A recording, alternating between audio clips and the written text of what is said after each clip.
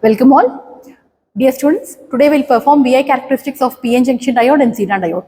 Let us see how to do this. Diode is a simple device wherein you have a p-type material and n-type material and you have a junction between them.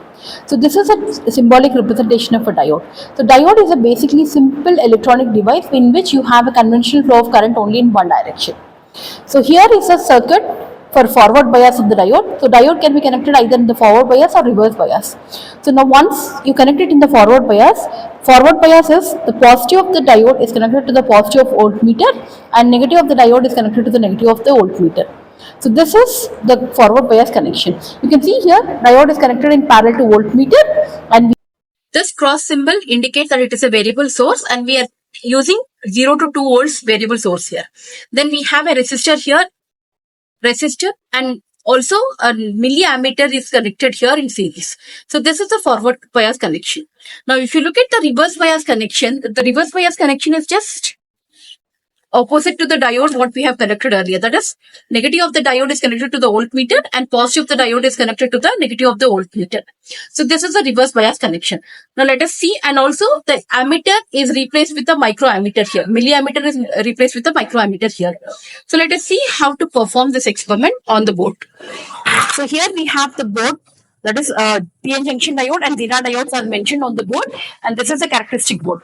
So let us perform the experiment on this by connecting the circuit. So let us first connect the forward bias connection of a PN junction diode.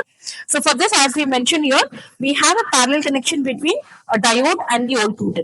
So let me first connect the diode and voltmeter in parallel. So this is the voltmeter wherein it's actually a dual voltmeter wherein we can use this between 0 to 2 volts and this is between 0 to 20 volts.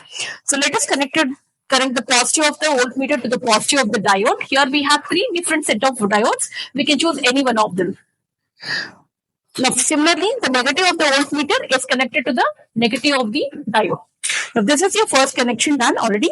Now let us start the remaining connection. So here you can see the voltmeter is connected in resistor. Resistor is connected to a milliammeter and then it is connected to diode.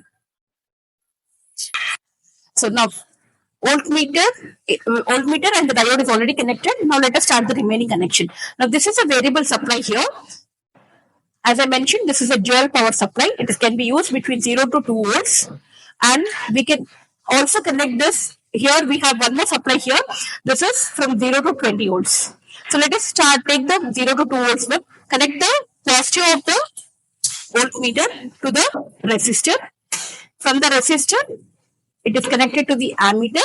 From the ammeter, it should be connected to either diode positive or to the voltmeter positive. So let me connect it to the voltmeter positive. And from the voltmeter negative, it is connected back to the negative of the power supply. So this is the connection. Now after this, switch it on. Now first see that both the values of ammeter and also voltmeter shows you 0 and 0. Now slowly increase the voltage. Now you'll see initially there is no change in the voltage and then slowly the voltage started increasing. So the point where the current started increasing, that particular voltage is called the threshold voltage. Let us see where it is starting. So you can see 0.3. So around 0.4, it started increasing. Now once it starts increasing, this is an exponential increase. Now this is because we have a diode equation. Current I is equal to I naught into e to the power of V by n beta minus 1. Now this is Vt is nothing but Kt, that is Boltzmann constant in the absolute temperature. V is the voltage applied to the diode. I naught is a reverse saturation current and I is the current which is flowing in the diode. Now if you look at this, as you increase this slowly here the voltage, you can observe that the current is increasing rapidly now. That is exponential increase. So we'll note the values for each value of the voltage to the current and tabulate them.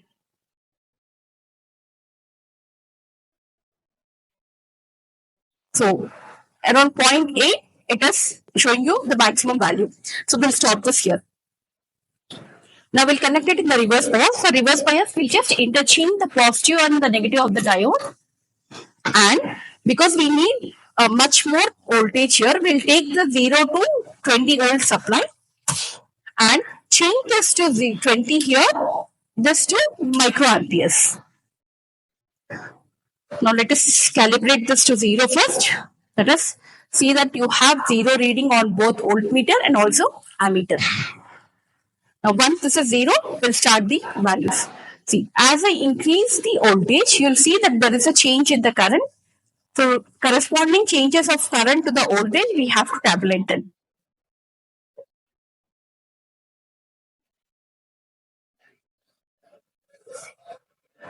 So this is up to 20 volts, so it stopped beyond that. And note down the current till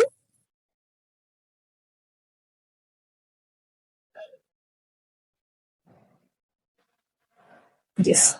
After 20, there is no more change. So we'll stop it here. See, after tabulating the values like this, we have to plot a graph. Now, if you look at the graph here, now initially we have observed that for small voltages, there is no current. After certain voltage called as threshold voltage, the current started increasing and that increase was an exponential increase. So we'll plot a graph for the same and see. Similarly, for the reverse bias, we just have a very small current flow in the reverse bias because of the diode characteristics, wherein you have this current is called as actually reverse saturation current because of the minority carriers. So this minority carriers are very few in count. So obviously the current flows for only small amount of time, and then it's after that if you still further increase the reverse voltage, it will come under breakdown condition. So this same thing will observe in the graph also. Now here, this is how the graph is plotted. The forward bias characteristics are like initially for small amount of voltages, you don't have any current and slowly the current starts increasing exponentially. Now when it comes to reverse bias, the reverse bias characteristics, you can see that there is a small saturation current flows and after that, if you further increase the value of the reverse voltage, then you will see a breakdown condition. So here we stop the value of a Zener diode.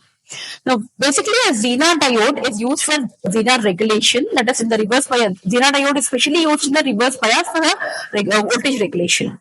So, this is a symbolic representation of a Zener diode, wherein Zener diode is much heavily doped compared to normal PN junction diode, and it has a special characteristics in the reverse condition that it has a Zener breakdown condition. Now, in case of PN junction diode, we have avalanche breakdown, and here we have a Zener breakdown.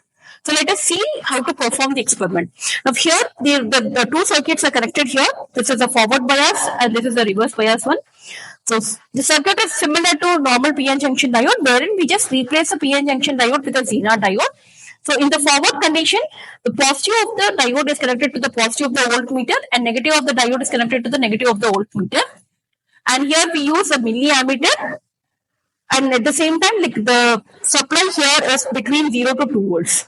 Now, when it comes to reverse condition, we reverse the diode terminals. That is, negative of the diode is connected to the positive of the voltmeter, and positive of the diode is connected to the negative of the voltmeter. And here, the ammeter is replaced with the microammeter, and the source is replaced with a 0 to 20 volts of source. So, this is only small changes what we have. So, just replace the PN junction diode with a Zener diode. So, let us connect this and see. So the connection is just similar to a normal PN junction diode. Only thing is we have Zener diodes here. Now the values here are mentioned as 5.6 volts. This is actually the breakdown voltage for Zener diode. And this is 6.8 volts and this is 7.5 volts. So we have three different Zener diodes here with three different breakdown voltages. So let us first connect the same connection exactly like what we have done in PN junction diode. That is parallel connection between voltmeters to diode. So instead of diode, we'll connect it to Zener diode. So here negative of the voltmeter is connected to the Zener diode negative. So exactly instead of diode, we are connecting it to Zener diode. Now the remaining circuit goes the same way. That is your voltage source positive is connected to a resistor. From resistor, it is connected to an ammeter. From ammeter, negative, it is connected to the voltmeter or a diode negative. So I'll connect it to voltmeter here. And from voltmeter negative, it is connected back to the source negative. Now here you have to change those connections. Now this is in 0 to 2 volts, so change this to 2 volts. And this is in milliammeters. For the forward bias, it is in milliammeter. For reverse bias, it is microammeter. So this is milliammeter. Now this is the connection.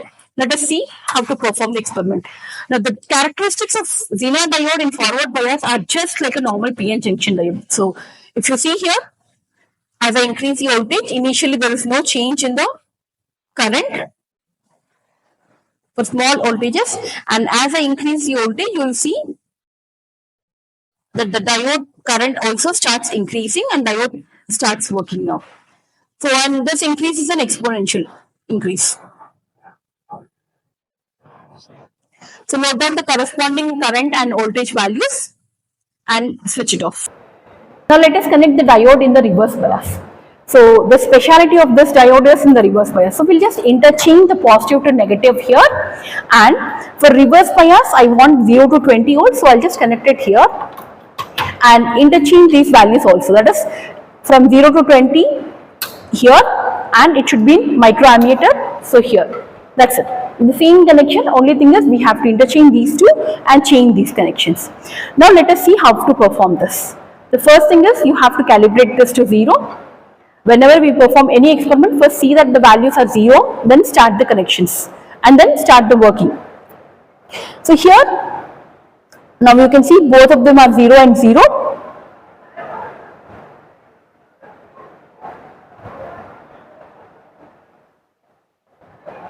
I think this is not showing you 0 and small values seen.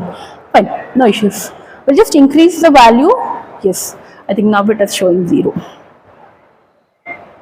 Right.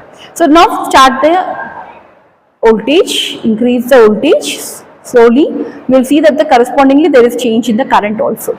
So note down the corresponding changes of current and voltage, and now you observe that we have connected this to 5.6 volts of breakdown. So before 5.6 is reached, the current stops here. So we are regulating the voltage here. You can see like at around 5.2 the current stop. So now it is already regulated. So let us see how to draw the graph for this. We plot the graph taking voltage on x-axis and current on y-axis. So this is the forward bias and this is for the reverse bias. Now we can see we have tabulated the values here, and once you tabulate the values, now when you draw the graph, now taking the forward voltage on the x-axis and forward current on the y-axis, we have the graph exactly like your PN junction diode. That is, for initially small values, you don't have any current, and from then the current starts increasing exponentially. Now, when it comes to reverse bias, in the reverse bias, now we can see that as the voltage increases, initially the value of the current also slowly increases, and it reaches after a certain value. Now, you will see that there is a sudden drop of the voltage, that is increase in the current in the reverse direction. Now, after certain value, it stops. No more current flows in this. So this is how the circuit is drawn. So this is how we perform the forward bias and reverse bias for both PN junction.